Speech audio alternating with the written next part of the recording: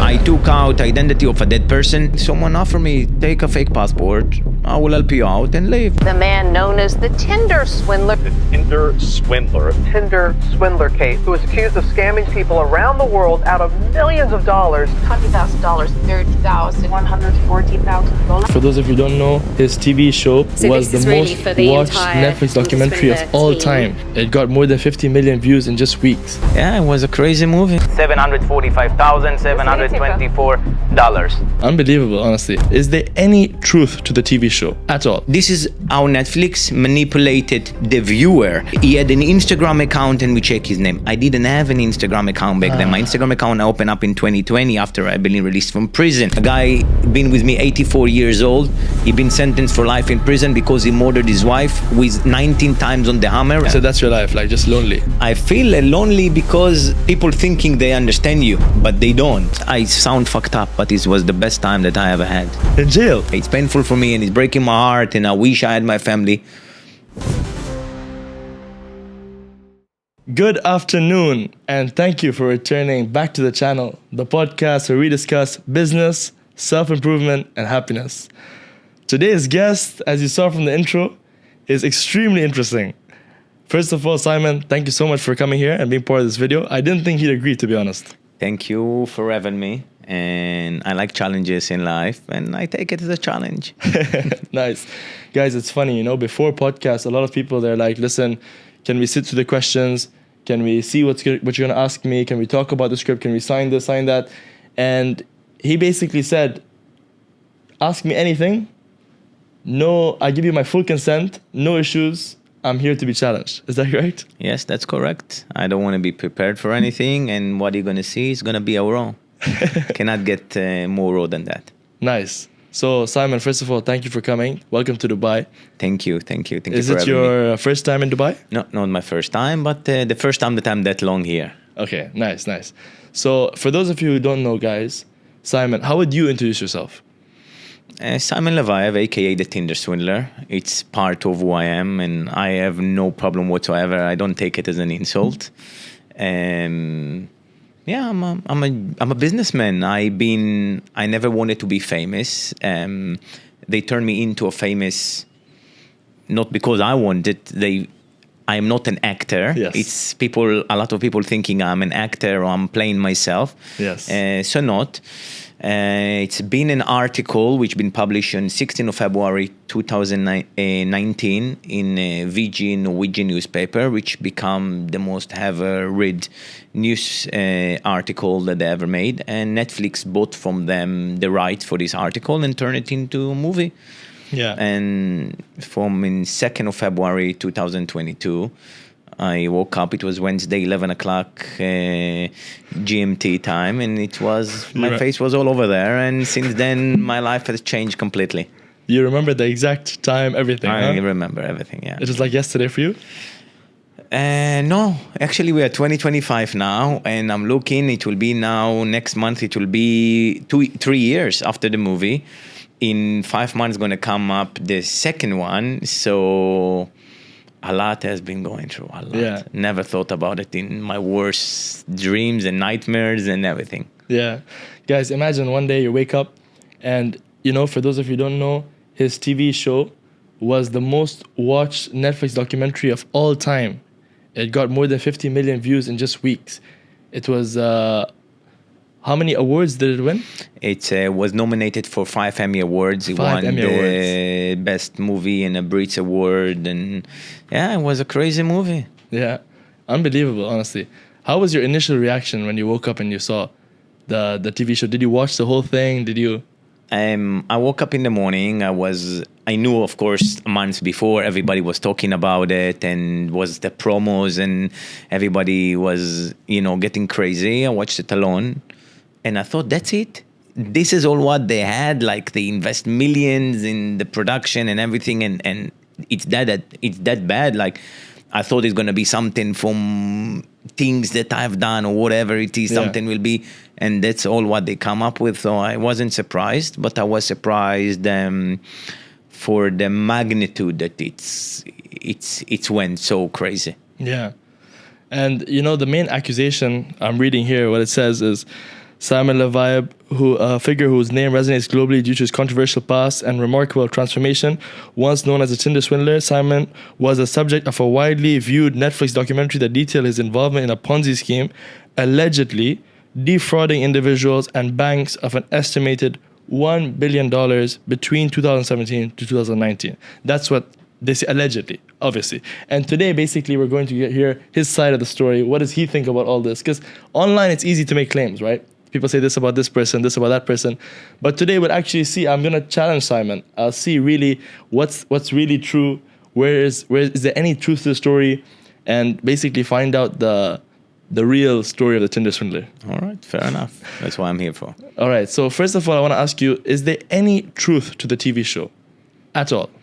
Nothing to do with the girls. Truth, there is. I was wanted back in the days in my country. I did use fake passports. Okay, use fake passports. I did. I ran away from my country. I was living 10 years under a false identity. You used to live in US first, right? Yes, in the age of 14 till I was 18. And apparently they say that when you were really young, you stole a checkbook from your family friend's house. Okay, so... I've done a lot of homework on you. I see that. I see. You came very prepared. So... to make my story short, I was growing up to a very ultra-Orthodox family. Okay. Which I learned only Jewish, Bible. Right? Yes, only Bible. Only boys' school. I didn't learn anything. In the age of 12, I decided these things are not for me, and I want to go to the world. They find for me an institution, kind of a juvenile prison. It's not really, this is the right things if I will do it, for kids who live in the Orthodox life, and it's kind of the last resort. So it was like a place in America, in Brooklyn, New York, which accepting these problematic kids. It's like an orphanage? No, not really. Kind of a place with a dormitory, which they take in all the fucked up kids. I'm sorry about my language, but this is, and all the crazy kids. Why were you there? What were you doing? You were a nuisance, a menace. I was a menace. My father gave me $1,000, and the first $1,000 which I see, I went with my friend to New York, and I've seen a limo. So I said, "Oh my God, it's so beautiful." I wanted to look inside, and as the driver, how much is it going to cost? It's going to cost us $1,000. He tell me. I thought he's joking. I tell him, okay. He couldn't believe. Back then it was a lot of money. I gave him the whole $1,000, and we went. I felt like Kevin in Home Alone 2 when he eating the pizza and he gone in the credit card. You were in the limo with just you and your friend. And me and my friend, and then I didn't even have $1 to go back on the subway, and I swear to God, I told this story to a police officer, and he let me go back on the subway. Nice. But this is when I know that I want this life. I didn't come from this life. I wanted the best, and so this is how I have started it. You're a hustler. Yes, I am. I've done wrong things. You were raised on the streets. No, kind of. You had money when you growing up, or no? No, I mean, I grew up in a normal family. My father was working for an airline or something, so I was okay. But it was not something which I wanted, and I never accepted no for an answer. Never, all the time wanted more. Yeah. And I get it in this way or another. So I find my way. Yeah. So is it like how did your story go from that to like leaving your parents, moving to another country? So take me through the story. Okay, I grew up within 6 children. We are 6 brothers and sisters, which unfortunately I'm not in touch today. And when you go in against the religion, which my parents believe that God is everything, which is okay, they believe and everything is fine. But if you go in the wrong direction, so you're not a part of the family, you're not a part of the people and everything. So I went there to this school, and then I kind of went far and far and far. I returned back in I don't remember the year, I think 2008, to join to the military. How old were you at that time? I was 17 and a half. In my country, it's mandatory. So you said, let me just join the military. Yeah, let's see, I will find myself there. Of course, I didn't find myself there because I like the things making sense. When the commander telling you run 50 times, why are going to teach me, so I'm going to learn from it? Okay, imagine that I run and I'm learned from it now. They kicked me out from the army after 8 months. I was a problematic kid. And then I wanted to become a pilot. So I started to study PPL, private license, and I was working in a very wealthy family. I was cleaning, gardening, watching the kids and everything like that. They treat me poorly, very badly, didn't pay me on time, and then they give me a check. The check was 2,500, and I was very pissed on them, and it was postponed check, not like cash. Okay. And Post-dated. I was faking it. I wrote 250,000. Then I know I cannot put it in my bank account, so I said, okay, I will look for someone who tried to swindle me. Who are the biggest swindlers? Car dealers. So I went, I found Porsche Boxster. Back then they called them Boxster 205. Yes, Boxster, yeah. And the price was 250,000. I put the name, the other phone number on the check. Like he called me to the number and I said, yeah, it's my cousin. I gave him the money. We was waiting 3 days till the check will cash. Yeah. And then I was faking my brother power of attorney to register the car after his name without him knowing because I couldn't. You were too young. Yeah, I was 19 years old. Oh I didn't really had thought what I'm doing and what going to be the consequences of that. I didn't have any criminal record. I had a honest certificate from the police. In order to become a pilot, you need those certificates. Yeah. Then the police called me. It was a very beautiful young investigator. I tried to impress her. You trying to swindle her? No, I tried to impress her. And then I admit everything. Yeah, I took the check. I didn't know what is the consequences. She told me sign here, sign there, and go home. I didn't know that I'm going to be indicted and then I won't be able to leave the country and all of this story. Then I find myself, they confiscated my passport. I find myself in the age of like 20 years old, without money, without future, don't know what to do. Time? They're still in USA. No, I was in Israel. I was back in my country. Your parents were in US. No, my parents was back there. I was back there. But you're not living with them. You're excluded. No. I was excluded from them. And then someone offered me, take a fake passport. I will help you out and leave. I didn't know what is the consequences. I tell him, okay, fix me. I was 20 years old. He gave me identity of a 36 years old man. I didn't know. But this fact helped me a lot in my life. Left the country on this passport. And since then, I was this person. I took his identity. I left for Ukraine in the beginning. Then I was going to UK, was working, selling some cosmetic products. Then I started to bring some cars from the UK all the way to Ukraine for parts. I was hustling. Then I met a bank manager. Okay. When I sell cosmetics. And she told me all the things about banking. And I really learned it passionately and everything. And I learned everything. And then I told her, can you open me a bank account? And she did open me a bank account. And then I started to open. Were you in a relationship with her or no? No, nothing. But we was a very good friends.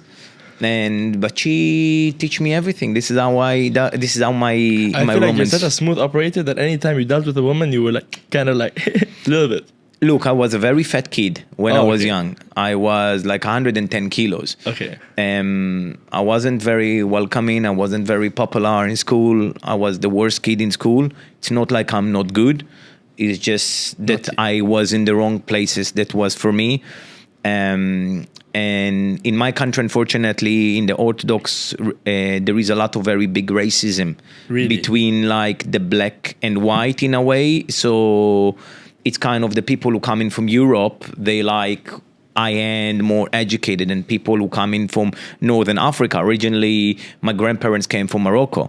So it's kind of, we are second class. Yeah, we are second class kind of people. And I was jealous in the blonde, beautiful kids that was popular and the family was wealthy. And I was physically very small, like black, wasn't popular, but my parents wanted to belong to this society. So they tell us to lie, to say that we are Ashkenazim, like we have some roots in this kind of things to belong to the society. Wow, you had to lie. And as a kid, it was something which is, they stick me identity which wasn't mine. So this is what I've seen. So when I started to work in cosmetics, apparently I become very good with women because my clients was women. Cosmetics. So then I was broke. I was sleeping in an employee bed, and I used to stop a beautiful girls and I'm sorry about my language, fuck them on the employee sofa in the bedroom without a car. I didn't even have a taxi. No way. And gorgeous girls, I'm telling you. And then I told myself, like, I definitely have something, you know, and You have some charisma. I don't know what is it, but I don't. And I didn't try to pretend something that I'm not. I'm just the salesman that's selling cosmetics and try to make my living. I don't tell I am like this, but I understand I have something. So I figure out what kind of ladies likes and everything. So this woman, this bank manager, opened me a bank account. Then one friend of mine asked me to open a bank account, and she opened it without coming to the bank. And then I find out there is a system, and I write it in my book. And I kind of started to open many bank accounts to many people who has problems. And imagine I can open you the name I used to use. It was Mordechai Nisim Tapiro. This was the name. Okay. So I could open a bank account, Mordechai Nisim, Nisim Mordechai, Tapiro Nisim, Mordechai Nisim, all of this one person. Why not they need so many bank accounts on one variation of one person, 9 different bank accounts on one person. Wow. And then you can circle around. I find out how banks giving you credit, how they're giving you loans, how they're giving you everything. Yes. I find the whole system. And I could get credit to everybody. I could do whatever I want. I fix people loans, which they cannot get, and I'm taking 50%. I don't care if they pay to the bank or not. Then, But it's your name. Or it's not on mine. it's a I could different open on 30, 80 different passports, different names, and all of this kind of stuff. Back in the days, of course, I was sitting in prison for all of that, Yeah, and that's why you suffered the consequences. I can speak about it. But I made a lot of money. Kind of, I was a money launderer, let's call it, for very big organizations. And $1 billion is that? I don't know. I never count, but I don't know what people say. It's a lot of money, though. I don't know what people say. But it's okay. But when it's coming the money, then they come in the power, and if you don't have power, so people with power will try to take the money.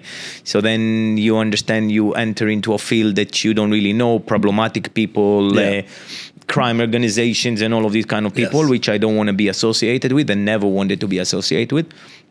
But this is kind of my life. I built up all my life, companies, opened up everything till 2015. 2015, my story started to get a turn. I used to live in Thailand. And in Thailand, I met a girl from Finland. Okay. She's the mother of my daughter. Okay. And I met this girl. She was there on holiday, and she was a tax advisor. And she told me, maybe you can open up a company in Finland, and you can go, and it will be nice. And I did so. We kind of have an affair.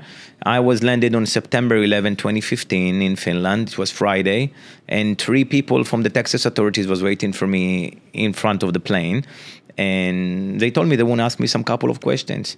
Then they informed to our embassy that they have a guy which is detained. And the embassy get back to them and they tell me, sorry to inform you that the guy that you don't have them because this guy passed away in 2008. So automatically they arrested me. I've been convicted for everything. They had a suspicion. Now it's 100%, especially when you present yourself to a law officer as somebody else using a fake passport, enter into the country, opening a bank account, so on and so on. I've been sentenced for 3 years in prison. Yes. I've been released after 587 days, 2017. Then I've been deported back to my country, which then again I'll be arrested for using the passport, fake passport, about the check and everything. I've been there 1 month in arrest. I bailed myself out, and I've been 4 months. Then all my life been on this fake name which I built. I didn't have credit cards, no money to do, so I started to be very tight. So I asked the prosecution if I can let me to go aboard. So just for a couple of days, they didn't allow me. Again in 2017. I again escaped my country on a fake passport and fixed my life. But you're not scared? You just went in jail for 3 years and again you did. But you have no fear? I have fear, but first of all, back then I didn't have nothing to lose, you know what I mean? And at the end of the day... No family, no responsibility. Yeah. And I didn't kill no one. I didn't harm nobody. No, I took out identity of a dead person. I didn't done nothing bad on this particular person. I didn't use the fake passports because I liked it or I enjoyed it, because I couldn't leave my country. So literally I was in one big prison.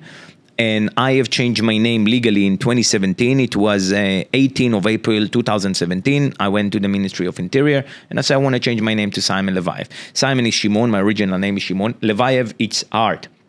Chayut, my original surname, it's also Chayut. It's from the meaning Chaim in Hebrew. So it's like life, technically. And another thing, I wanted to leave my past behind me so no one knows. And I was a fan. I was someone that I was admiring. It was Mr. Leviev. It's someone, diamond yes. billionaire. And I admire his way. He was living in my city. He came from nothing. He used to live in Tashkent, immigrated to my country in 1976, started from nowhere, make it to the top, become a billionaire. It was someone, yes, I did look up to, and I wanted to be. When I was a kid, I was looking in his family and I said, oh my God, I wish to be him. I wish to be part of his family. And you felt like he was like a motivational mentor, father figure for you. Exactly. And that's why I've changed my name. So also all the story about me will fall down because when I left my country in 2017, I was a wanted man. My name was Simon Leviev. If I ever use the name Simon Leviev in flight ticket, hotel, whatever, I will be immediately arrested because I was in a red notice on Interpol. I had an international arrest warrant in my country. I was a wanted. I was a fugitive. Yes. So it's like when in the movie we bought him a flight ticket. You didn't bought me because I didn't fly under the name Simon Leviev. I didn't hold a passport under this name. I hold 20 other passports. When they arrest me in Greece, I arrested under the name David Sharon. So show me that you bought me a ticket under this name. You didn't. So. Yeah. All of this kind of stuff, Drama. and of course, everything I said, I've been sentenced, I've been punished for. It's not something that I'm happy. No, you paid the crime. You paid the price. Yes, I served over 3 years in the last 10 years in my life. I was sitting in prison. Was tough time in 3 different countries. Was not easy to sit. But I was learning a lot, and you read many books, right? How many books? Yeah, 155 books. 155 books, business, yes, everything. I read a lot. I learned a lot from people. Very fascinated. It was, I think, I sound fucked up, but it was the best time that I ever had. In jail? Yes. You're joking. I shit you not, because when I was arrested, it maybe sound like crazy. I had like the sense of freedom. I swear to God, the sense of freedom, like I don't need to run anymore. I don't need to worry about anything anymore. That's it. For me, listen, I know that I didn't kill no one. And people was told, there is a saying in prison, you will come out from the same door you got in. Yes. I didn't murder nobody. I didn't done something. Okay, I'm sitting down. It's an opportunity for me. I can sit down and cry and say, oh my God, it's so bad. Or I can learn from people who really done mistakes in their life. I was sitting, I had a cellmate who was murdered 13 people. Yes, I met a lot of crazy people, a lot of crazy things. I've seen a lot of crazy stuff in prison. It's an experience, but very, very eye-opening. Open eye, and sometime in life you need it. I was cocky. I was an asshole. I made some money. I thought like, wow, I am the king of the planet. And I was snob way before the social media someone know that. I used to fly on jets on 2014, but when people didn't know how to get them even, way before all of this. And it was the best thing that happened. It's kind of balanced me, put me down and show me who I am and show me, I learned everything about life from that. And I'm kind of happy that it's happened to me. I'm proud, and it's something of who I am. It's in my past. And yes, I've been in prison, and I am. How old are you now? I'm 34 years old. 34. Did you not feel sad that like all your fast life, all the jets, everything was stopped when you went to jail? You didn't feel upset? I did it once. I can do it again, and I can do it again, and I can do it again. Okay. I say they can take me, but they don't stop me. They just delay me. I'm just stuck up in a very bad airport. But soon my plane gonna take off. So you can take everything from me right now, and I will create it over and over and over again. I'm force of nature. I don't care whatever people will say. It's in me. There is no other way. It's in me, and I will do it. Okay, so basically you went to jail. You came out. You were in the middle of the story. So by this point, you said you had just the Finland thing. By the way, I had a question there. When you landed there, the tax authorities were waiting for you. Did that girl, the father, set that up? Like, was that like an ambush, or it was just by chance? No, it was by chance. The mother of my daughter, she's the one who made me arrested in 2019. Okay, later on. Yes, because she thought that if she's helping a fugitive person, which I was then, she could get into trouble, assisting the criminal or something like that. So she thought it's the right thing to do. So I was talking with my daughter on FaceTime, and I tell her I'm flying this afternoon. She asked me, where are you flying? I was on the way to Albania. And I passed the passport control and everything was fine. But then when I'm just about to board the plane, I see like 5 people coming with some special look that and looking on pictures. And I was texting my assistant, get me a lawyer in Greece. She told me, what are you talking about? I tell her, in 2 minutes I'm going to get arrested. She told me, what are you talking? I tell her, I see it coming. Then they come in, what is your name? I tell them David Charon. For 2 days, I fuck up their brain. They cannot believe. They tell me, what is your name? I tell them David Charon. They thinking they have the wrong person. They put in me fingerprints and stuff. And then my lawyer he fly for my country, and a Greek lawyer. And they told me, better you admit now, don't make him problem. I have been released in Greece. I said that I had a life threatened that I borrowed some money from gangsters and they tried to kill me and blah, blah, blah. This is what did I say in court. They let me off, just 11 months suspended sentence and 10,000 euro fine. I've paid it. When I'm just finished to pay the fine, my country sent an extradition for the check and everything. And I said, okay. Because if I won't agree to the extradition, I won't be able to fly back because I don't have identity of my own. So I will go to the embassy. They'll tell me, fuck off. We don't give you anything. Yeah. And then I said, okay. Hey, let me face the music. Yeah, so... But how come in Israel they didn't... Was it, I heard, because they released because of COVID, because of coronavirus? No, it was... First of all, I did 5 months prior in Greece. I was waiting for my extradition. Okay. And then I had another 5 months there. And I had 1 month, which I've been arrested in 2017. They calculated all of these things. So I've been sentenced for 15 months in prison. I did 13 months in prison. I paid 1,270,000 on a check of 250,000, which was not taken from a person. It was the bank which took out. And I think it's enough, man. And you cannot go and all the life saying, look, I've done mistakes in my life. I did, okay? I'm not an holy man. I did some things, and I write it in my book, some things that's passed. I made my main money I made in Thailand. What were you doing in Thailand? We used to kind of buy land very cheap. And we had a surveyor, like the real estate things which evaluate the property values for the banks. So we buy them in 5,000, they evaluate for 250,000, and we're taking loans from the bank about 200,000 and 150,000. And then they have like piece of land that doesn't worth anything. So this is how I made it. It's been past 7 years. So you did every single illegal hustle, like you're not illegal hustle, but you did like every single hustle trick. I try, my brain, again, you go in, I do all my businesses now, everything it's legal. I'm investing in everything it's legal 100%. I see something, my brain works different. For the other day, they wanted to get an alcohol. It was like a very big queue in the shop. So I said, okay, I will send that. Tell to the guy if you can stand with him in the line. He's not going to take anything, and you will buy him. You will buy his alcohol. Of course, the guy will not take the alcohol because it's going to hurt his feelings. So I know I don't need to buy to the guy. He waited inside. I passed the queue. I don't need to wait 1 hour. This is the people, and it's okay. It's fine. You know what I mean? It's just a small thing that just happened. When was this? Just like the other day, they didn't have enough champagne or whatever. I said it was such a huge queue. I said do that, and it was working. So that's how your brain works. It's not illegal. It's not something which it's bad. You just see like the system is designed. When you are in the top, everybody can get out with everything. You have connection. It's bended for everybody. So whatever can people telling you stories. You know how it is. In the top is different view. Let's call it like that. So it's meant for everybody else. My brain working different. So why I need to wait 2 hours in the queue if I can pass it the same way?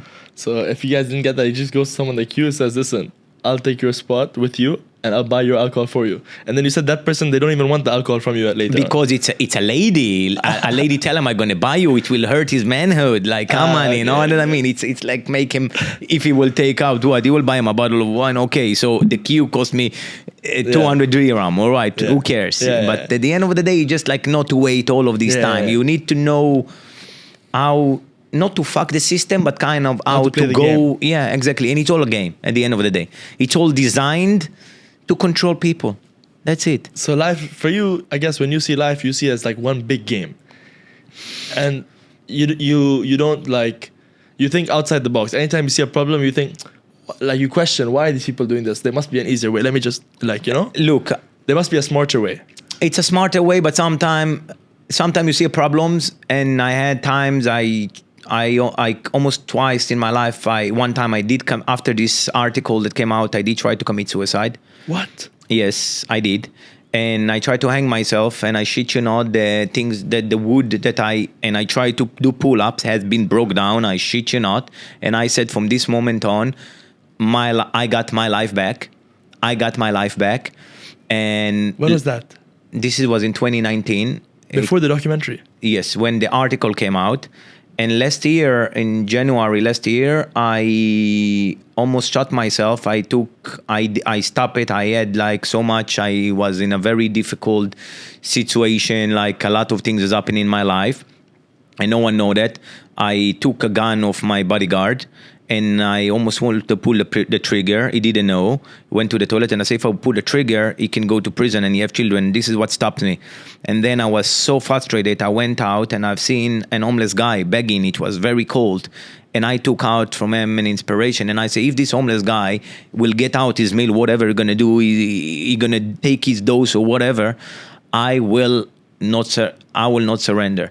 And sometime in life happen to you bad things. You know, I get a lot of love, but the amount of hate which I got on something which I didn't done, and I'm here opening up. Yes, I did some stuff. Yes, I've been in prison. Yes, I manipulated. Yes, I stole. I'm not saying I didn't. I did. Government stealing, companies stealing, insurance companies stealing. Everybody is they manipulate you in a different way. I did, and I paid for it. But at the end of the day, on something that you didn't done, and people wishing you death wishes and wishing you really bad things. Now that I don't care, I've become a bulletproof. I don't give a flying fuck. But really bad things that you know experience to this extent, no matter what, no to no extent, nothing can prepare you for that, and it's very, very hard. So you cannot say it's all a game because it's almost cost me in my life. But on the other hand, I'm here, I'm strong, and I'm stable, and I'm proud of myself. I don't take drugs. I don't do anything. I don't take medications. I don't see doctors. I don't see shrink. I don't see anything. It's just my mental. Sometimes you just say it's just too much for me. I'm losing it. I don't want this life anymore. And here, yes, I'm a human being. Man, that was interesting. Thank you so much for opening up. And, you know, it's interesting. Not people, you know, they only see the glam. They think that Simon is just having this. He's enjoying that. He's enjoying the scars. But I guess it's true that everybody is human at the end of the day. You leave comments about someone, defame. I mean, of course, for you, you're a strong guy, of course. But at the end of the day, if people are accusing you of a bunch of things, it must take. So 2 times you try to kill yourself. Yes. Twice, huh? Yes. Crazy. And that was just last year. Last year, yeah, and I stopped just that. And last year you were still last year you were free though. You were making money. I'm free. I was free man. I'm free man. It's not money. It's not everything. It's nothing. It's just like sometimes it's making you more problems. People dying to be famous. I am trying to hide myself. I'm wearing a hat most of the time. I don't try to be famous. I've been famous for the bad reasons, but at the end of the day, people will die to changes you in the place that you get in the attention. I don't want to get the attention. I don't. You don't want to be a famous person. No, I knew how to take it to the right places. I could sit down and cry and say, oh my God, it's bad. I turn the wheel, I fight back, I go, I can make the show. I can. Yeah. That's fine. But if you ask me as a simple guy, give me pizza. This is what literally we eat. This is what did I eat today. This is what did I eat yesterday. Give me burger. This is fine. I don't need all the caviar, all of this bullshit, all of this. I don't need it. I don't care. You know, just like you want now, the biggest things for me, I want peace. This is all what that I wish. Just to be in peace, at home, quiet, to be left alone. because the government, Family? the people, family. At the end of the day, to find the right person next to you, to find the right things next to you. This is the most Children. difficult things. Your son is quite old now, right? He's like 12. My daughter, she will be 9 this month. This month she But will you have be. a son as well, no? I have also a son. Yes, my son is 1 year and 1 year and a half. Ah, okay. Your son was the new one. And your daughter's quite old now. Yeah, 9 years old. But you don't get to see her, right? No, I haven't seen her for many years. And the last time I've spoken to her, it was after the movie, I guess. Her mom say, leave me alone. And I respect it. I understand that you want to grow like a normal child. The media are brutal. Yeah. People are brutal. But yeah, it's hard. But That's life. And your son, you have any contact with him? You said you're okay with his mom. Yeah, I mean, his mom call him my name. His name is Simon Leviev. So yeah. Nice. Yeah. So I am in contact. I'm supporting my children. I don't see him as much as I want to, of course, but I will eventually. I will fix it. Yeah, man, you make crazy money. I was seeing this video from a podcast thing you did last year, and you had made like $700K in like 1 month from Cameo, and you showed in the video. Like $700,000. Are you still doing cameos? And no, I don't do Cameo. I stopped to do that. Stopped, huh? But how much did you make total from, or like around? I don't remember, but I did like a few $1 million. Really, huh? Yes, it was nothing. It was a joke. I didn't know. This is my manager, Gina, bring it to me. And people was laughing, he's making a joke. Yeah, so Snoop Dogg. So what? Yeah, everybody. $2 million. And I made money for nothing. People run like my enemies are after me. I made $5,000 like my enemies are after me. Fuck it, I don't mind. You know what I mean? It's funny. I mean, I used to have hundreds. I couldn't even take them all. Like, but it's okay. It's experience. Yeah, bro, a couple $1 million. Whoever's laughing at you, they never saw that money in their life. Yeah. The whole family's life. Couple $1 million from that, but it surprises me that at that point you were making good money, legal, and you still were unhappy. It's because a lot of people think if you have money, you have this and that, you'll be super happy. People watching this maybe they think money is the answer to all their problems. No, it's not. Honestly, I don't know what is happiness. Everybody has a different definition of happiness, and I don't know what is it. I don't. I have a joyful moment. I had fun moments. Like to a whole another extent, but eventually it's finishing up. I mean, you can buy a new car, you will be happy. Then what's going to be next week? You're going to be the same. Sure. You can go on a nice vacation, then it's fine.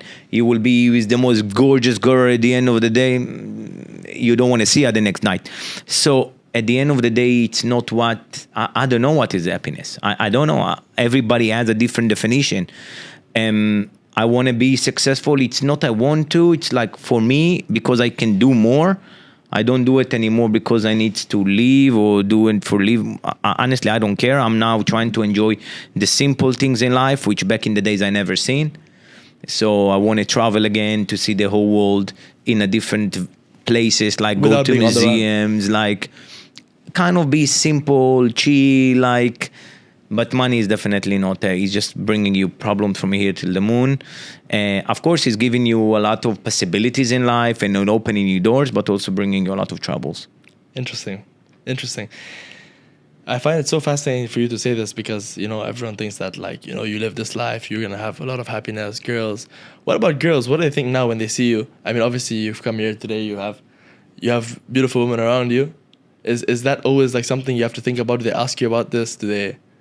I'm very careful now. Very, very, very careful, especially in all the Me Too era. Yes, it's dangerous. It's really dangerous because thank God I've been accused on money. Everybody else around me, Right. friends and everything, they in a sexual abuse. This is a whole another level. So at the end of the day, I need to explain because there is no my side to the story. Yes. But if someone will start saying, so I know these people they asking me the main question, how business people making with you business, if you have such a name. And I'm honest with you, I know my name, I'm not, and the Tinder Swindler, if I need, I will make a tattoo here and I will write it and I don't care, I make money from it. at the end of the day, the rich and wealthy people living in the real world, and they know how much it costs. The G650 that I was flying for my country here cost more than everything that they send in the movie, that I took. So they know the cost of life. They understand that 250K, it's a price that I'm paying in a party.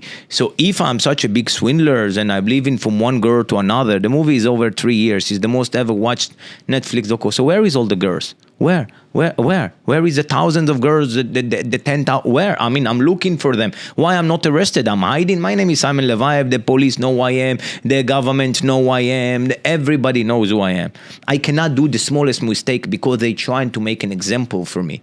So if someone can do mistake and he can enjoy the benefit of the doubt, myself, I cannot. They're going to do for me, they will give me 20 years, the but maximum. to play the devil's advocate, what if someone watches this and says, yeah, but although, like, it's not really a crime what you did because the girls gave you the money willingly, voluntarily. Like, they were not forced. You told them, like, I need money. If the movie was real, you told them I need money, this and that. So they still had a choice to give you. So if they went to the police would say, yeah, you gave them the money, so it's not his fault. This is two things. If you give in the money fraudulently, so this is called accepting something in a fraudulent way. So, or if I pay for something and I didn't get, it's a theft. So if I said, okay, someone trying to kill me and you give me some money in a way, you buy me flight ticket, or first of all, you can sue me. I've sued the girls while I was in prison in 2019. Why you didn't see it in any media outlet? You sued a girl? Yes, I did. For what? For defaming my name, for lying, for all of this nonsense. In the article, like she was talking that she gave some. All of this, you can say you gave me money, you didn't give me anything. It's very nice for you to go and cry. These girls made millions out of it now. Living fabulous. The girl was a barista in a coffee shop. They don't have any money. I met only one of them through Tinder, and Tinder had nothing to do with the story. The other one, but two of them were my friends. So they make it the Tinder Swindler because it's sexy, it's rhyming together. There's nothing. So if I met a girl on Tinder, so what is the problem? If I met her in the bar, and if I met her on Instagram, so I'm the Instagram swindler. So, it's just like they trying to make you. And I live an extravagant lifestyle. And it's catched. And it's make it, oh my God, he's the guy. So, of course, it will be some girls which will be kind of, all right, this is not for me. Some girls will like it for the thrill. Oh, he's famous, he's a bad boy, blah, blah, blah. And of course, you need to it's like you have a speech, you need to put a video and explain the situation. And of course, if you want to date seriously a girl, you need to explain her, you need to explain her family, you need to explain people. And it's annoying. So I said sometimes, just leave it. I don't have power for it. But people around you and living with you, and they see that, they understand that from there to the realities, it's a different, it's a whole different story. And you try to sue Netflix, right, for $200 million? Yes. What happened with that? We kind of trying to get a settlement now. We sign up with them a confidential agreement on the second movie, so we cannot really disclose what is happening. But it's part of the Netflix budget. Netflix has a very big budget when they doing, and it's not only me. The Crown suing them, Queen Gambit suing them, Central Park 5 suing them. Everybody, they defend the family line, creating drama. You don't need anything. They just changing everything. Taking everything. I will show you minute by minute. You will be shocked how they manipulate the viewer. But then why are you working with them now to make a new season? First of all, it's financial. They're paying a lot. It's money. Yeah. I mean, I'm honest with you. I wrote my book. I'm gonna launch it together with it. So one day, I decided to write a book. Yes. And I said, okay, I will try. No one ever told me. I wrote it myself. No ghostwriters. No nothing. I just designed the cover.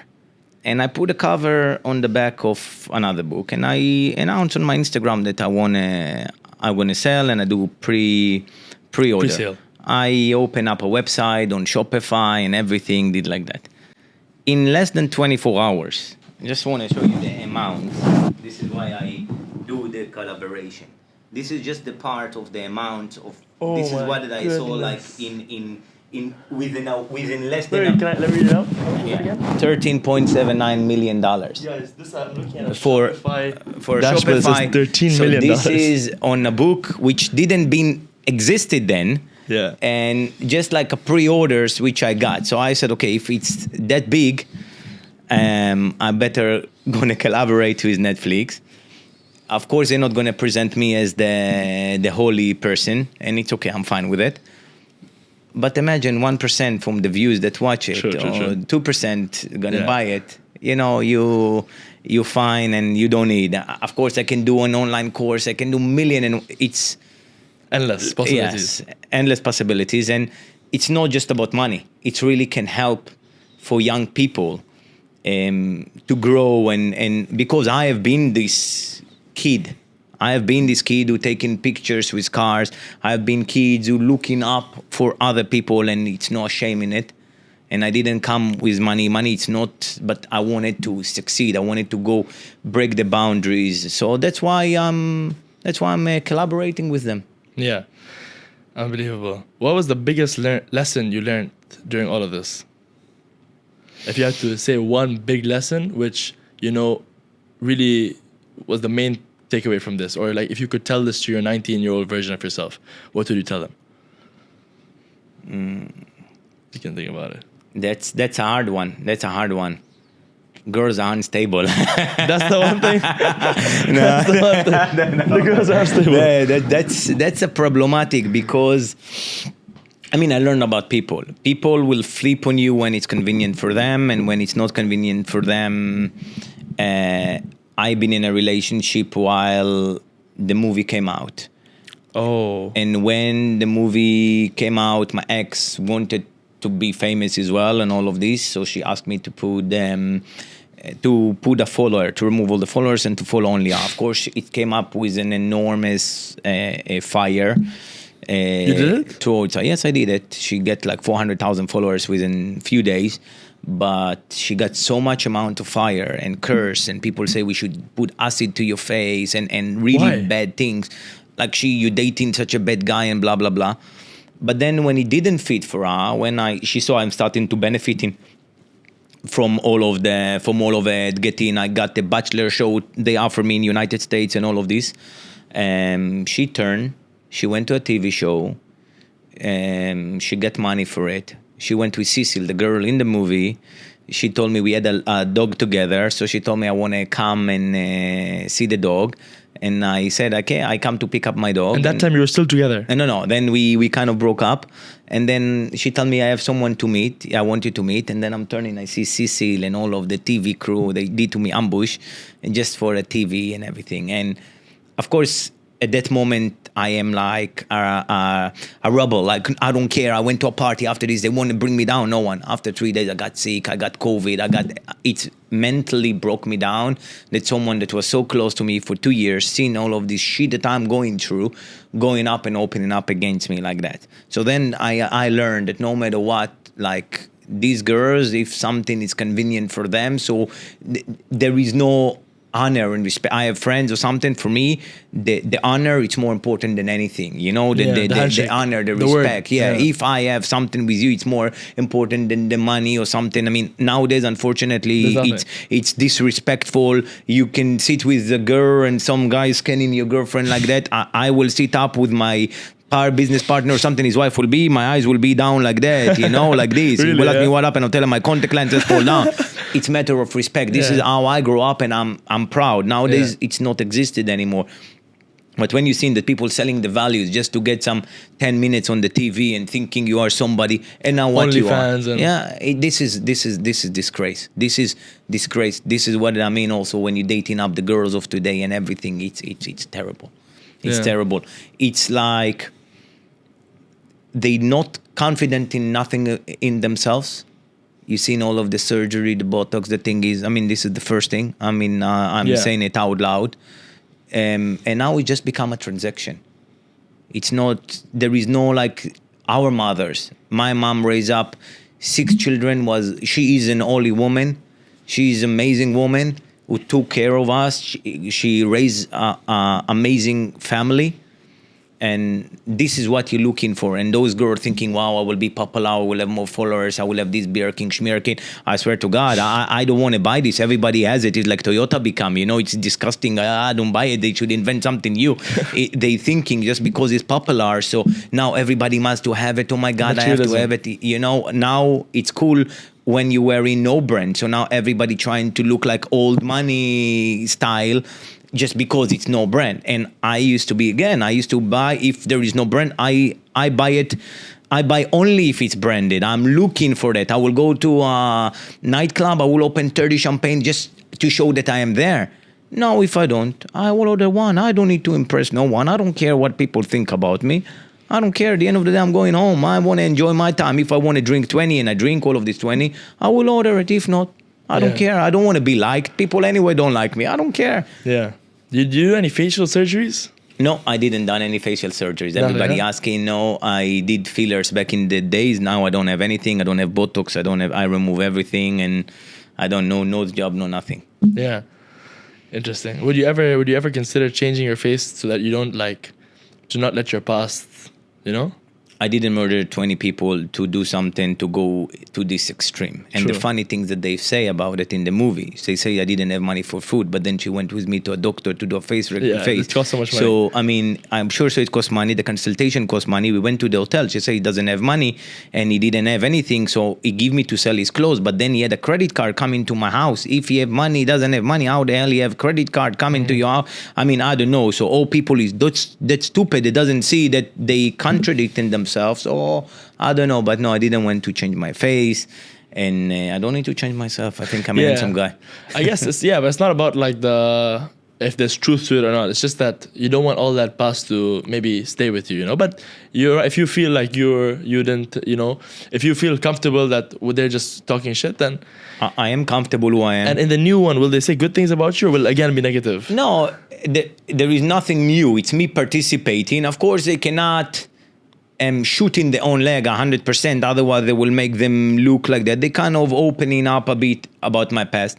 Yes, I did some, I scam banks. I did. I'm saying it here. And so what?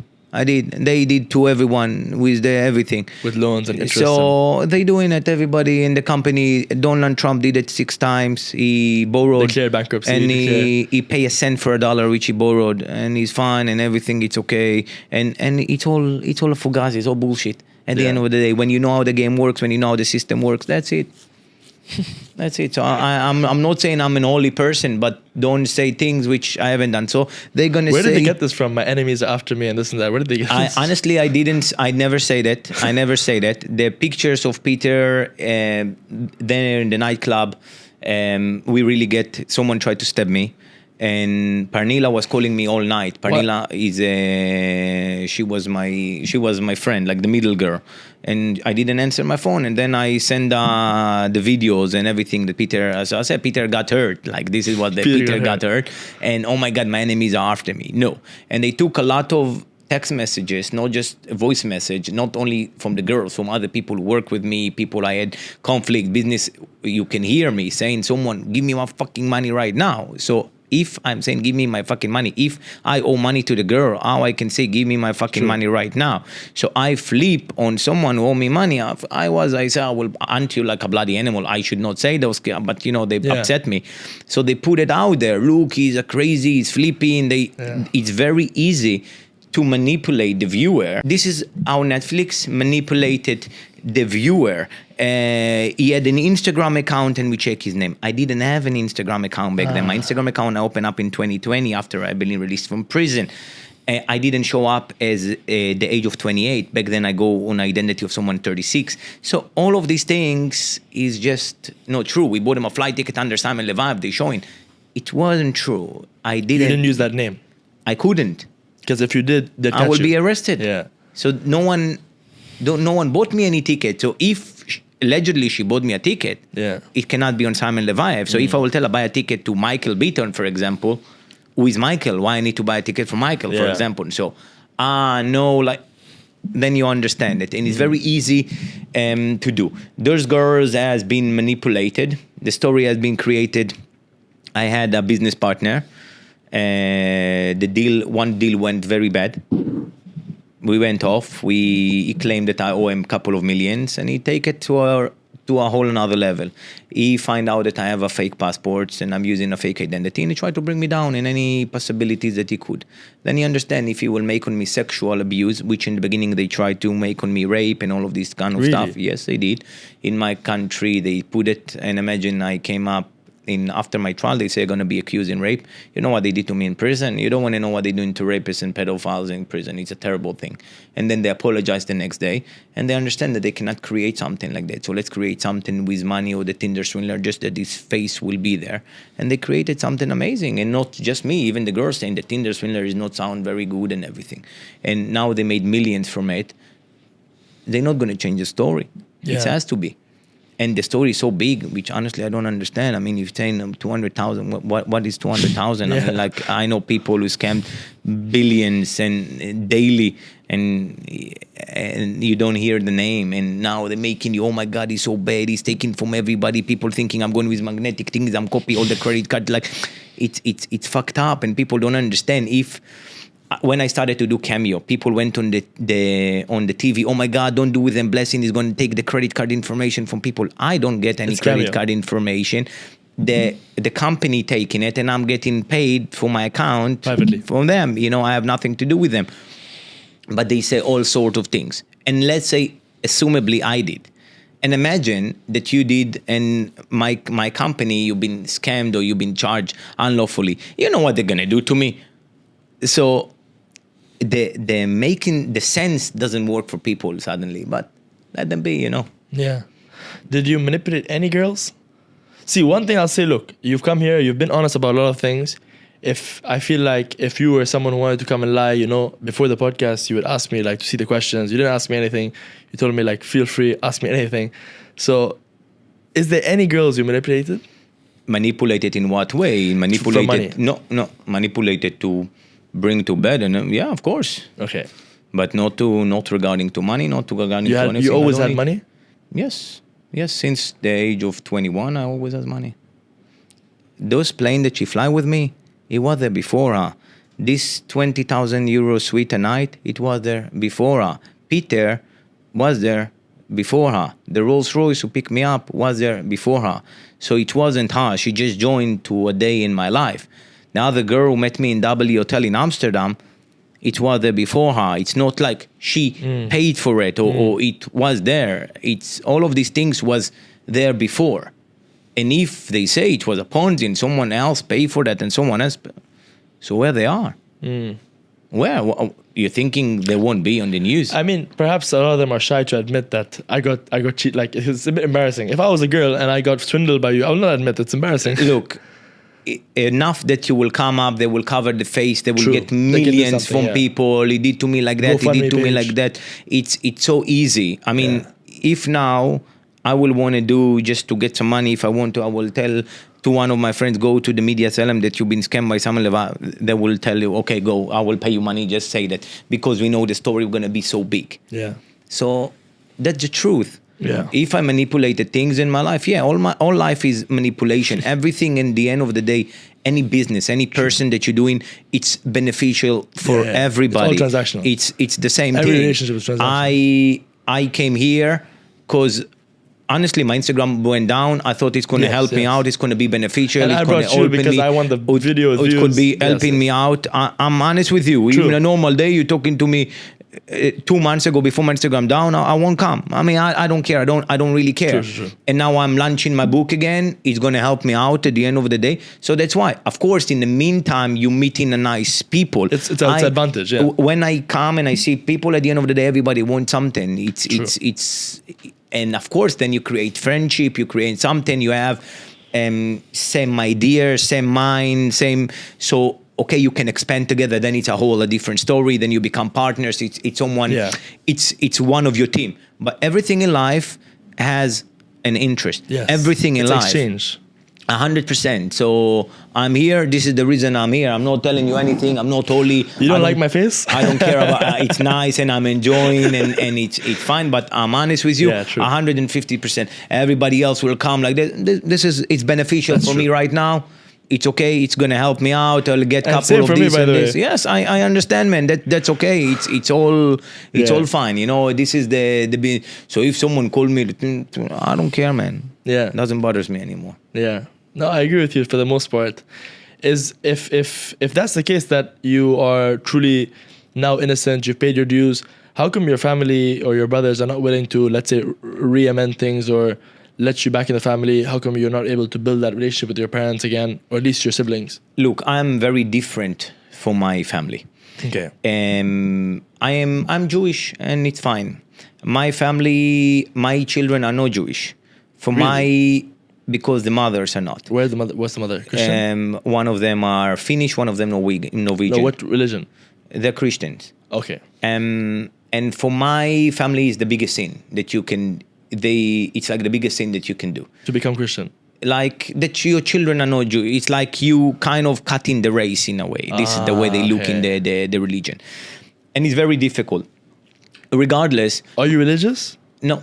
Okay. I believe in God, of course. I pray. You believe in Hashem? In God, yeah. Hashem, Allah. Okay. Is what do you think about Muslims? What is it? What do you think about Muslims? Great religion. And by the way, in our religion, it's allowed to pray with Muslims and not allowed to pray with the Christians. Really? Because Christians, you pray for the son, not to God. Yes. And the son, I mean... It's a man, it's not a God. He's a Jewish as well. Jesus, he was preaching in Jerusalem, you know. So they say that Jews killed him. What do you think about that? What do they say about that? The Jews didn't kill him. The Jews was handing him to Pilatus, which was the Roman governor in Jerusalem, and he's the one who crucified them in the Mount Golgotha. So it wasn't the fault of the Jews.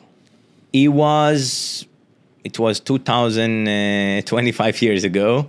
Not 2025, 2000 years ago, something. It was 33, so 2000, long time whatever. ago. Yeah, a long time ago. It wasn't going as the same back then. It was controlling in Jerusalem the Sanhedrin. It wasn't going the same. He kind of preached the same way. I don't know. I never been there throughout this time. I want to ask you, you said you went to jail.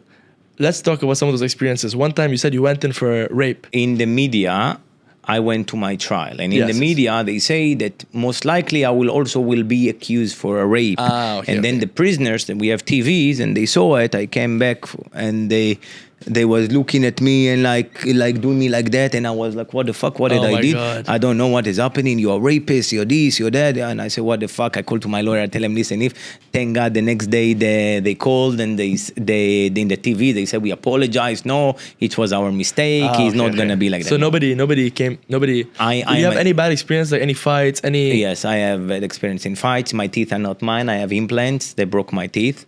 Really? Yeah, they opened my lip. Was in prison. You need this survival. That was in Finland, Thailand, or Israel? In Finland and in Israel, both of them. My bottom teeth broke in Finland. My upper teeth was broken in Israel. I'm sure even in jail you were a menace, huh? No, I was fighting. Like, I knew how to... You must have spent a lot of time in solitary confinement, this, that. I did. I smuggled phone. I did a tattoo in prison. You're probably making money also, I'm sure. I make money, yes, I did. And phone card, because I don't smoke cigarettes. And cigarettes is like currency. Is a currency in prison. So when I had visits, they bringing me a lot of cigarettes. Now people spending all the cigarettes. Canteens we have twice a month. So people has twice a month. Canteen is like the prison shop. Okay. To buy the cigarettes. Canteen, yeah. They smoke. After 1 week, they don't have anything. And then I exchange it for phone card. So one pack of cigarettes costs like 30 dirham and one phone card costs 50. So they given me on for one phone card like 3 packs of cigarettes. I make like a lot of money also in that. So that was like a bank, you know. So then no one start with you, no one playing, no, I lend them with interest. You know, you need to know the economy. You know how to move around. Just continue playing. And you need to be with the strong What type groups. of fights were you getting in there? Like in Finland, were the people fighting with you because you're Jewish? Was they hate against you because you're Israeli or anything like that? It was difficult. I was a lot of hatred because they didn't want to put me with the foreigners, so it won't be like an international incident. So they put me with the white, but they was neo-Nazis. So they was seeing me, they was telling me Heil Hitler, and everybody big, like 2 meters. And I was like, you know, and everywhere you go, they call me the Yud line and like the Jew guy and everything. Was not easy, but was challenging. You know, at the end of the day, they said it was the best moment of your life. How? It was the best moment of your life because in a way you have some inner peace at the end of the day. You have tough challenges day to day. You do have. We had fights. I had fights, man. I get beat up and I beat up as well. I fight back. But in prison it's brutal. You don't fight to fight. You fight to kill. Seriously, they take in batteries, they take in a sack and beating you. You saw till people die? You break. Yes, I see someone commit suicide. I see someone step to death. Crazy. I see like bad, like blood. But like then what peace do you have? inside of me. It's like kind of a survival mode. I know it sounds fucked up, but this is in a way kind of peace. And you're learning, not every day it's fighting like that, but it is. But you're learning how to walk kind of eggshells. You take in those scary monsters, and some people are scary, that you haven't seen in your life. I'm telling you, like scary people. And then you see the monster is not that scary. Imagine a guy been with me 84 years old. He been sentenced for life in prison because he murdered his wife with 19 times on the hammer. And he showed me it's in his indictment papers. He had a picture of the hammer. And he told me, you know, when the police officers asked me, they asked me if I was alone in the house when I did it. So I asked him, what did you tell him? No, I was with the angel of death. I was like, fucking, I was sitting on the top bunk. I was saying, I hope he's not coming to me in the night. Like, you seen some scary shit, but you learning how human brain works. Some guys tell me I killed someone just for 36 seconds. I stabbed them on over a parking. And if I didn't waiting this time, I will not spend the rest of my life in prison. My wife left me. Another guy find out that his wife cheating on him with his best friend while he's in prison and got pregnant from him. You know what the guy want? You will see all of this in life. You see how the strongest man getting like a piece of shit, the strongest, more masculine man that you never seen in your life, and falling down for little pieces. And you see this place made you and break you to little pieces. You never seen that. And you see what is the weaknesses of people, and you see in everything. It's a lesson. It's nothing can compare you for that. And I learn a lot from many people, and yeah, was experience. Yeah. I don't know how you say it all, and then you smile and you're like, it was a good time. I don't think you can ever live a calm life again. Like, I feel like with the stuff you've gone through, how would you ever live? I think there must be some part of you that's now addicted to that stress, you know? I don't. Honestly, I don't. I'm just looking for a peace now. I'm tired from the game. I'm tired from the game. I don't know, bro. I think like if you had too much peace, because your life has been so much up and down, you don't know what peace is anymore. That's why I want to go to politics. Then I'm going to do they don't know what is coming. I mean, I'm 34 years old, and I'm not going to stop here. That's for sure. You know. Yeah, I don't think you want peace, really. Maybe you think you want it, but I don't think you want it. I think you need stress. I think you need a certain level of discomfort, a certain level of challenge. I think otherwise you will not be able to function properly, because that's all you know. No. Since a kid. I'm functioning the best under stress. Yeah. I am. I'm good in it. I'm staying very calm in stress. Like people getting. You're not worried. All I wish for myself, honestly, it's inner peace. You know, when I was like my birthday, people thinking parties and everything. For me, it's a day of reflection. And New Year for me, it's not a day of fun. For me, it's a day. Just 2 days ago, it's just for me. What did I did last year? Where I was? Where I am today? And it's a level of. Do you have reflection. any peace right now? Do you have, like, be honest with me? Are you in this moment right now? Would you say like you're happy? I'm not happy. I told you this before. I don't know what happiness it is. I have joyful moments.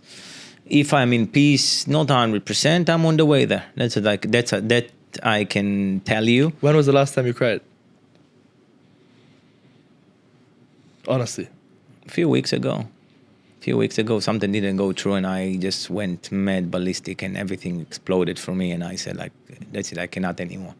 And it's okay. I'm a man. It's a real man thing, yeah. And it's not. There is nothing to be. It's nothing to be ashamed of. I'm a human being. Most women, they like a man who's secure enough to be a little bit sad sometimes. Yeah, well, I don't do it for women. I don't care. Like, you know, I mean, it's for myself. I'm a human being. Yeah. I'm taking on me a lot in all aspects. You need to be an example. You cannot do things from the outside world. You will go to a party, you will want to enjoy, for example. My team will take me the alcohol, put me water inside, that I will not lose it, that I will be okay. Yeah, they will take me. Everything needs to be now in public. It's fucked up. It's like you're in prison, but you're not in prison. The government sitting on you like this, like a hawk, just that you will do the smallest mistake. Till now, for you? Yeah, because if you will do a mistake and they get you, they can say, here we got him. And then they make them look good because you are the guy who beat the system. So even if they will catch you on driving, I don't do that, but I'm just giving you an example. they will say, we It's got like him Scarface. finally. You need the bad guy to point your finger and say, that's the bad guy. Exactly. And I'm this bad guy. And in school, there is all the time this kid that everybody mug and laugh. And I was like that. I was more outside in the class than I was inside the class. But then I learned from the janitor how to fix things. So I'm very good handyman right now, you know. You were sitting with the janitor? I know. I love it. And I have some things for me therapy. You know, for me therapy is cleaning the car. I'm going to a car wash. I clean the car myself. No way. I shit you not. I Even love apparently it. you said in one of your videos, your employees see you cleaning the office at 1:30 a.m. Yeah. Hoover. I like... Simple things. I'm simple. At the end of the day, I'm a guy. This is that I come from, that now I did or I achieved. It doesn't change me. I like Cleaning cars. burger and I like McDonald's, and I don't think because caviar or champagne, it's someone says it's expensive. Yeah. So it's amazing. If someone now will tell this bottle of water, change it to something like that, this is a water from the Himalayan mountain, some stupid bitch will buy it in $1,000 and everybody will buy it. No, I'm drinking only this water, especially electrolyze your life. And this is people don't understand. It's just marketing. Same thing like Santa Claus. It's just a commercial of Coca-Cola, but people are stupid and buying that and doing all of these things. And okay, I'm not doing fitness. Okay, some people now is very big in everybody fitness all day in the gym. I don't. My brain works. For me, this is fitness. I have a belly and I'm fine with it and I'm okay and I have boobs and it's fine. It's okay. So it makes me a lazy person. No, I never connected to the gym and I'm fine. I'm healthy. Yeah. We're gonna live longer. I don't care to live longer. I mean, I will live as much as is written down for me. There. You said also that you're very lonely. You have no one real to like connect to. You have no. It's hard. I mean, I do have few people in my life that been with me to a really hard time. Still with you, friends? Yes, I have my best friend Avishai. He also was in the movie. He's with me 20 years, and I have some. I'm lucky to meet some few people in my life. But you said that your life is like that song. I am so alone. I don't know. What if you had it all? Yeah. You said that's your life, like just lonely. I feel lonely because people thinking they understand you, but they don't. They've never been. They don't Imagine my brother proposed to his girlfriend, and I know his girlfriend and everything. For 3 years, they proposed her, and no one invited me, and I need to find out on Instagram. And the same day, he asked me to borrow my car, and it was on my birthday. So at least you could tell me, man, like at least. And it felt like he wants to use your car, but he doesn't want to invite you. Yes, he didn't tell me about it. So how it feels like when you don't understand. And again, I'm not talking bad about my brother. No, yeah. And you asked me about my parents. My father has been laid off from his work because they tried to accuse on my father. My father used to be in a very high position in the airline, in our national airline. And they suck him off because they say he helped me to escape the country. Because of you. Yeah, and which wasn't true, but he was in a powerful position. 21 years the guy was working. Another 5 years he will go to pension. He could at least retire in honor. And he's man of honor, like back in the days that you, like a father, like you kissing his hand. Yeah. And now he's nothing. You know, he had respect from people, and it's because of me. Oh no! My mom, she's a kindergarten teacher. After the movie, she didn't want to go to the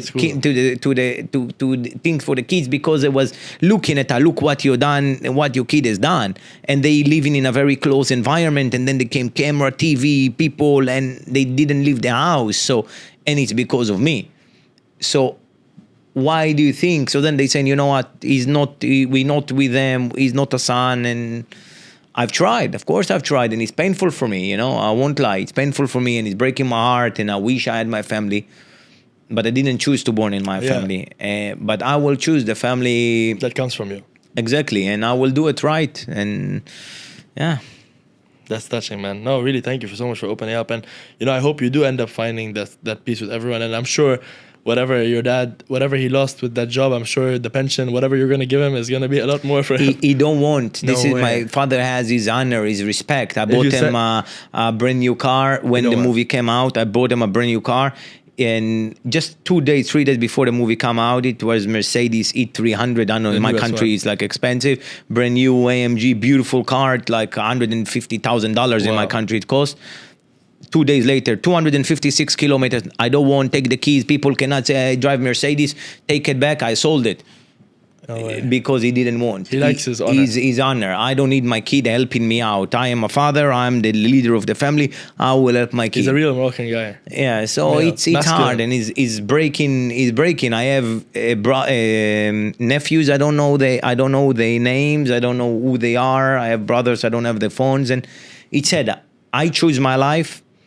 I wish I could change it. I've tried, but if I'm not welcome, I'm not welcome. Yeah. I've done mistakes. I went my own path. It's not. I didn't grow up in a house that kids go into prison or something like that. I'm proud of my way in a way today. Yes, I've done mistakes and I'm sorry. I'm not this person anymore. I've done mistakes. This is that you did mistake when you're young. It's not mean the same person that you are today.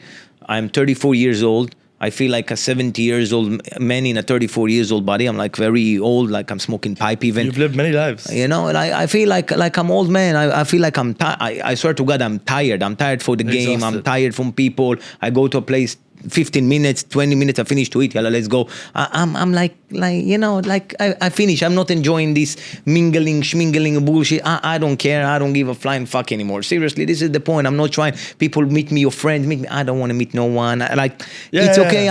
Sometimes it's okay. It's important and everything, but in general, mingling real girls and personality, stuff, don't I don't care, man. Let me be at home. I have a little dog, cute one. She really giving me peace and joy and happiness. And that's not transactional. No, it's not transactional. I mean, you still have to feed her, but I feed her, but it's the Unconditional purest love. love that Yeah. I got. Unconditional. And it's something that nothing can. if you went broke, describe it. she would just. If you died, she will die with you. Yeah, but this is the people that you look in. Money is not everything. And if I can get broken, I went broke 1,001 times. The government took me everything. I left out everything that I had, they took out. And I created it again. And I will create it again. And I will create it again. And I will create it again. Because when you have it, it's in your DNA. You finding your way. You landing on one feet. You landing like that. You landing like that. You are hustler. You finding a way. You finding something. And you moving from there, and this is what it's all life about. And how you become successful is because I'm taking 1,000 chances. I don't listen to no one. I listen only to myself. I don't ask 1,000 people, what do you think? I don't care. I did mistake. I learn it myself. I lost. I learn it myself. I succeed. What? I'm asking people who never saw success in their life. I didn't finish 6th grade. I've changed between 6th grade to 8th grade. I changed 8 different schools. Wow. I don't have any one certificate that I finish. I don't have any degree. I don't have anything. But yeah. Since I was a kid, I had a lot of Palestinian friends. I grew up with them, etc. So for me, that's always been something. It's interesting when you say that you were Arab, and you spoke a bit about the racism. For me, I have like pretty strong views on the subject myself, because obviously at the end of the day, when you see one country which is the most funded, they have all the money in the world, the most funded army in the world, you could say, getting billions and trillions of dollars from US, and versus you see like another country which is like 50% children, Are you okay to continue talking about this? Yeah, it's fine. It's all fine. Yes. We're talking about like as adults, Yes. So this is from my perspective, right? And I'm interested to hear yours. I just always see that as like a massive disparity between one side, like clearly much more powerful, 10 times more powerful, 10 times stronger, 10 times more aggressive, and one side that's like, trying to throw rocks and, you see, and at the end of the day, I want to ask you what's your opinion, because I feel like to a certain degree, having talked to you a bit, you are a bit unbiased. I feel you said yourself that in your city, you got racism. You had to fake an identity yourself. Like your parents told you to like, which is actually very interesting that your parents told you like, change your tell them you're half European, try to fit in. And if your parents tell you that from a young age, and I'm sure that has something to do with later today while you were changing identities and stuff like that, because that was kind of brought to you by your parents, so that's all you knew about changing your identity, trying to fit in. So that's also why maybe later you went with the Leviev family. I don't know if you ever, by the way, did you ever claim to be his son? No. Never, huh? No. Okay. But yeah, so what's your opinion on that? Well, it is a very challenging and diverse topic. Yes. At the end of the day, I didn't choose where to born. Yes. Let's start like that. Of I course. born in my country, didn't have to choose. If I could choose to born in the United Arab Emirates or in the States, You I didn't will. choose, yeah. And You were born in Israel. yes, I was born in Israel. And the life, it's not exactly how it seems in the media. Let's start like that. First of all, we are not the most well-funded army in the world. America has $3 billion a year, which they're giving us, because America don't have one American soldier foot in our country, and we do bringing, in a way, stability to the region. We live in a tough neighborhood. We do. You see what's going on now with Iran, with stuff. I believe in peace. Regardless, I'm honest with you. What is happening in Gaza is breaking my heart. I'm honest with you. It's breaking my heart, and I have a lot of close people. It's breaking my heart. But at the end of the day, we tried. We give pieces of land in 2005. We give when 2007 when Hamas took out control and everything. Gaza could be like Singapore, if they could. They could. Of course, the people don't have control because Hamas was control the Gaza Strip and took out, dig tons of tunnels. Like if you want to take out the money that Qatar gave and everything, you don't dig thousands of tunnels to kidnap soldiers. You don't do that. It's existed. It's facts. You have thousands of rockets. At the end of the day, to start the war, we didn't.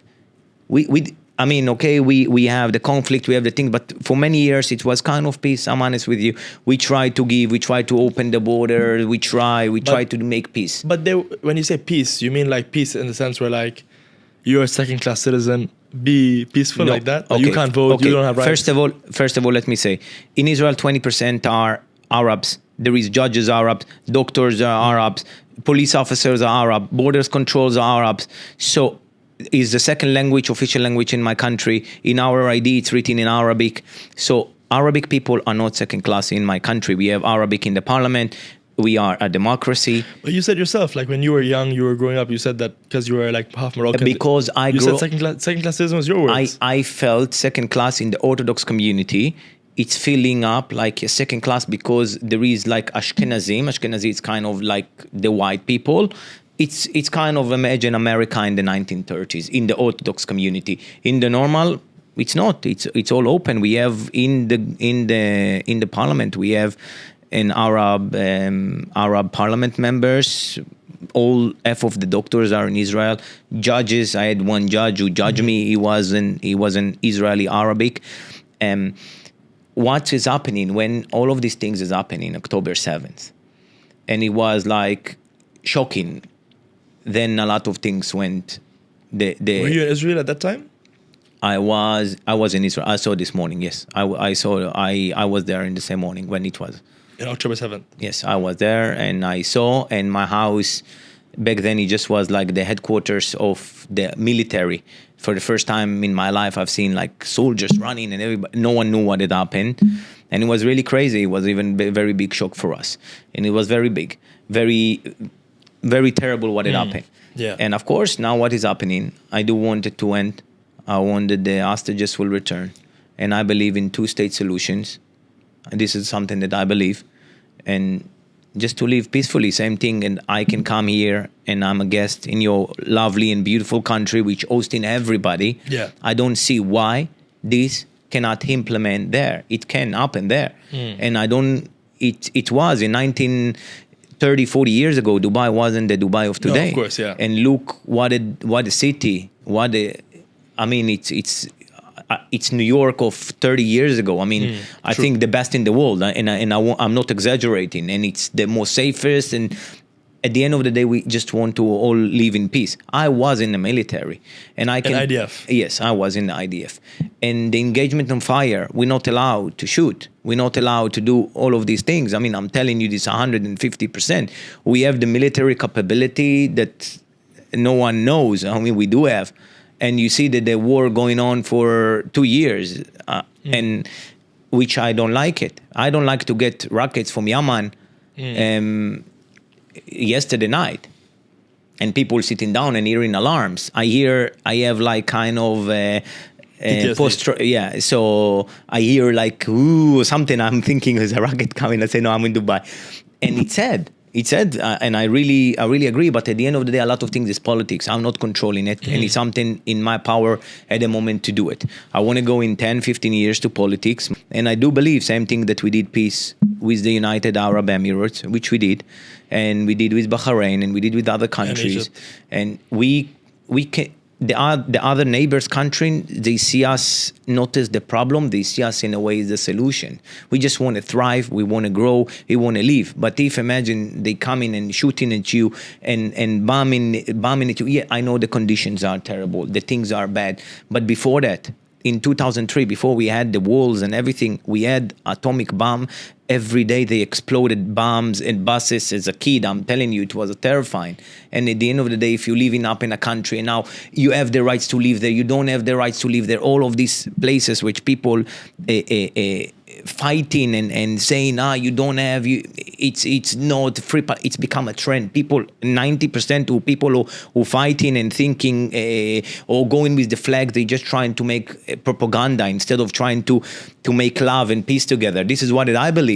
We go free Palestine, making fights. The other few weeks ago was like in the Netherlands was they did ambush to the Israeli team and they was beating them up and everything. Like, this is not how you promote peace. This is not how you're doing that. So you create aggressions in both sides, and I understand. And if I was a kid who grew up in Gaza, probably I would be the biggest terrorist in the world. Because the way my brain works, oh my God, what the damage that I could do to Israel, I'm telling you 150% the damage that I could do. The way my brain works, better I won't talk, like I don't think I'm coming back there. So if I was a kid that grew up in this kind of closed environment and I understand it, so you don't have any other choice, same as I didn't have a choice and I had to break through. So then you're taking up to the extreme, to a whole another level, and you explode. But I think now we're living in an era that we don't need to let the hate and everything to separate us and breaking us out. And I don't trying to make like Miss Universe. It's here where we are in Dubai. It's existed. And I didn't choose to be Israeli. Yeah, of course. And I'm an Israeli and I'm Jewish. I didn't kill no one. I didn't done nothing bad to no one personally. I just trying to live my life, man. I didn't choose. The government doing for me bad things as well. I don't agree on everything. Yeah. But also, I don't want the other side to get hurt. Do you like Netanyahu? I like him in a way of a leadership, in a way what he did. I mean, the guy is a mastermind. How he's staying in power, this is an enigma. But now the views... But the people don't like him in Israel. I mean, a lot of people don't like him. Yeah, 50. Now he lost it. He just trying to stay in the throne, just to stay in the throne. Like, you know, he just trying to hold the chair, and he doing so many bad things for us, and they rising up taxes and rising up everything just to stay in the throne and partnering with the wrong governments and everything like that. But this is going to be his last cadentia. Like, no one else going to vote for him anymore, and he will stay as long as he can, and that's it. Then he will retire. When is the re-election? I don't know. Every day they threatening to fall down the government. So honestly, I don't even know. But once in 4 years should be. But I don't remember in the past 20 years that is less. That's the thing. You know, they talk about it so much like a democracy, but honestly, from the outside, it doesn't seem like much like a democracy at the moment, Israel. It is a democracy because the right choosing Bibi. One time. You choose only one time. Then no. He's going back to power. Everybody is saying he's gone, and then he's doing one or two things. Boom. It bring down all the Middle East now with Hezbollah and this and that. In all of this, what had happened with Nasrallah gone, with this one gone, with Bashar Assad in Syria now gone, everything. Everybody thought he's going home. Tomorrow he's going to release the hostages, make a peace deal or something in a new country. Now they're going to do probably peace agreement with Saudi Arabia. Huh? Do you want to see a ceasefire? Yes. No one wants to see war. It's not good for no one. I don't have hatred to nobody. Well, if someone comes in... You want to make Gaza a parking lot? No one said that. I don't know. Listen, people saying all of this nonsense. For you don't want to. We evacuated people who live there, and we gave them the houses, and we say, go and live there. I have an Arab friend. I have... Like Arab Muslim friends, not Arab Muslim friend. You're Arab.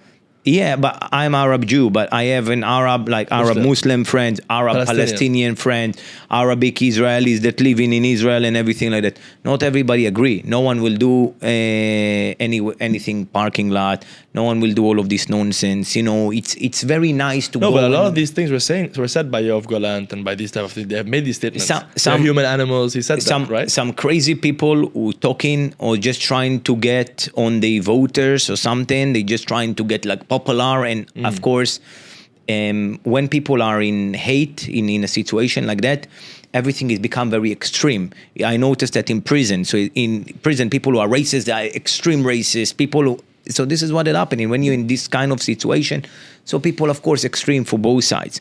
I believe in peace. It will be a ceasefire. Trump will enter. It will be peace agreement also with Saudi Arabia. The region is going to a good place. With Iran? I think that the regime of Khamenei needs to go. This is what I think, my personal opinion, and I think it's crazy that your country in such a poverty, in such a situation, and you're still trying to get atomic weapon. So it's just showing you the real attention. We don't have any problem. We don't have any borders with Iran, but Iran funding all the things around us. So who is the problem, us or them? What we know is that at one point, the Palestinians were living there, and the Jews came and ended up taking back properties that were apparently theirs from a while ago. They were all their areas. They were their homes, and they were forced to move away. They were forced to leave their homes. They were forced to. So, what about that? Like, what's your opinion on that? Obviously, we can talk about what happened later, and I think you know yourself. If you were to see for Palestinians now, what's their rights in Palestine? You know, how are they treated? Are they allowed to, like, what type of passports do they have? You know, how are they, like, they're not able to be like a sovereign government? You know, and what do you think about that? Okay, so first of all, we need to be correct. Okay.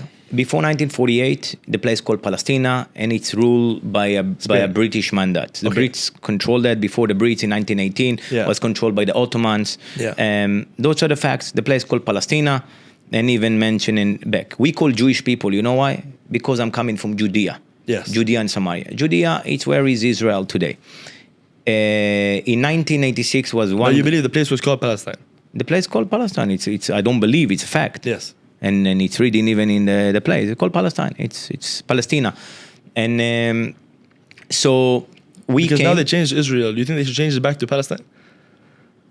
They call it Palestine, but all the time they like call in Google it like Maps, if you check, you'll only see Israel. You won't see Palestine. They call it Judea and Samaria. So it's Judea. They call it the land of Israel, or if you're looking a bit more backward, so Jesus, he was walking, and people who believe in it, he was preaching in Jerusalem. Jesus was for the Jewish faith. So we also was there. And when it was started, Herzl Theodore in 1886 or something like that, he was the visionary of the Zionist dream. He sought to bring the Jewish state in the state of Israel, like back in the days. The Jewish people were scattered all around the world, and he had this vision. He was living in Hungary, and he was talking, and they started to buy land in the state of Israel. Tel Aviv, till back then, 100, 200, 300 years, Jewish people lived all the time in this land. They live. I know people was living 50 generation in Israel. We didn't come from nowhere. Just back then, they call it Palestine. And of course, then the Zionist dream, it was all the Jewish people around the world after the Holocaust, after that 6 million of my people has been murdered by the Nazis.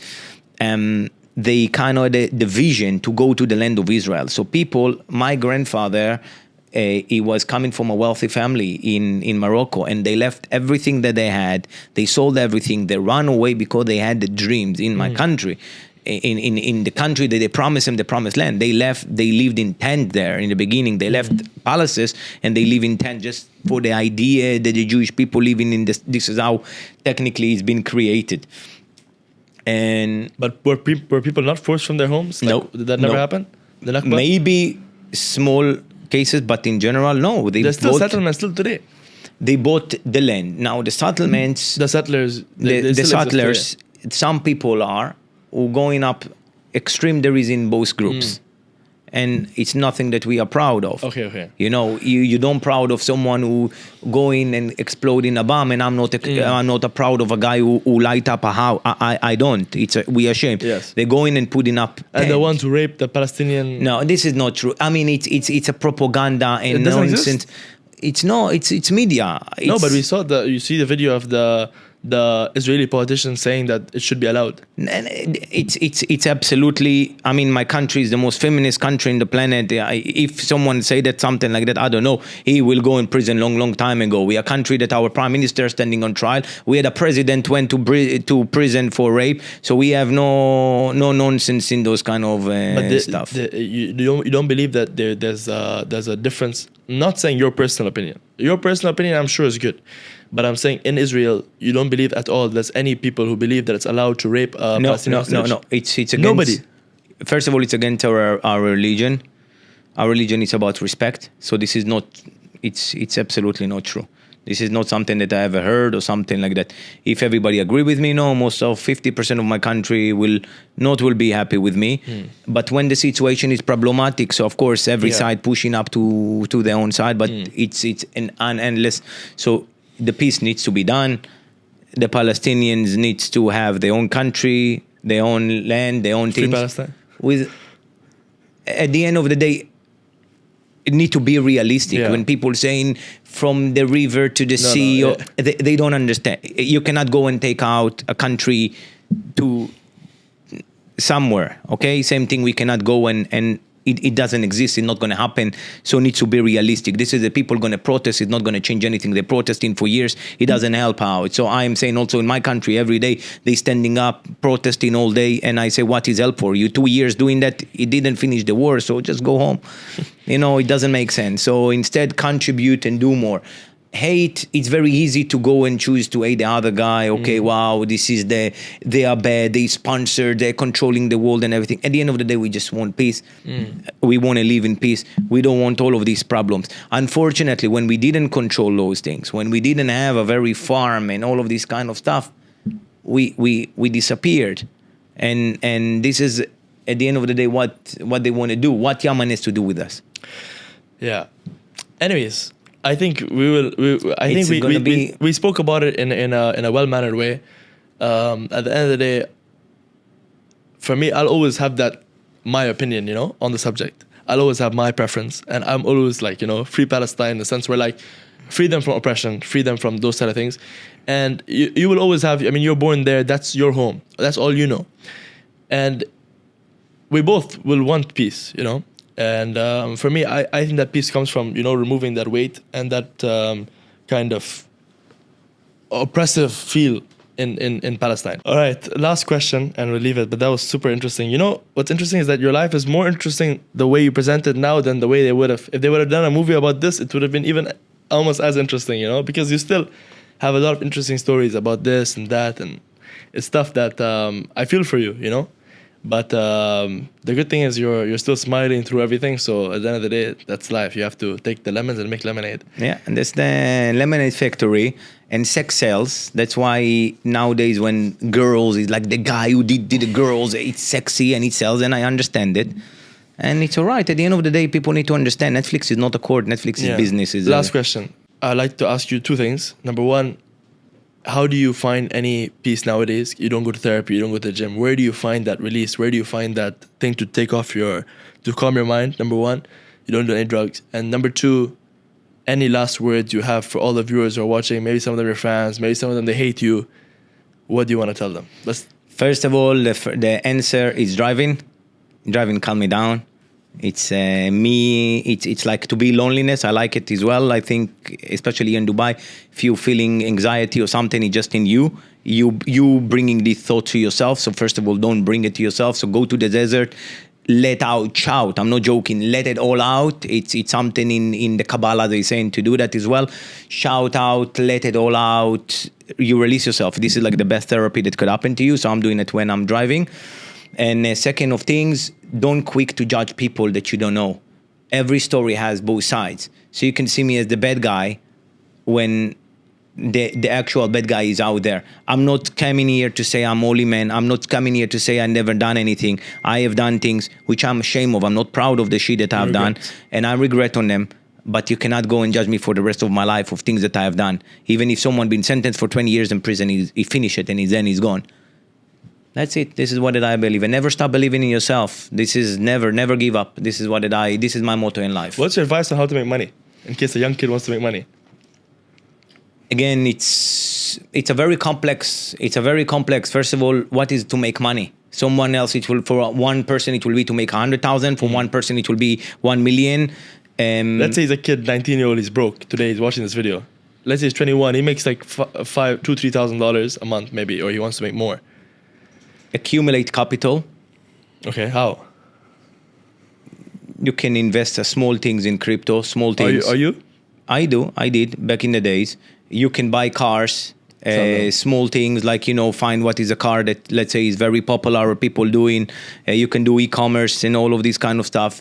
Be in a service that no one else been there before. Yes. And from there, accumulate, borrow money even from family or friends. If you have any idea or something to start, it's topic that never will be end, because it will tell Of you course, there's so many. do my way, you will be rich. It's a bullshit. Yeah. I took risks that I didn't have a choice, and I did it. But now I'm You're a new man. Yes. All right, Simon, thank you so much for coming on. Thank It's been you a for pleasure having talking to you. me, and it was great. And thank you. Didn't feel the time. Thank you very much. Pleasure. Take care, brother. Nice to see you.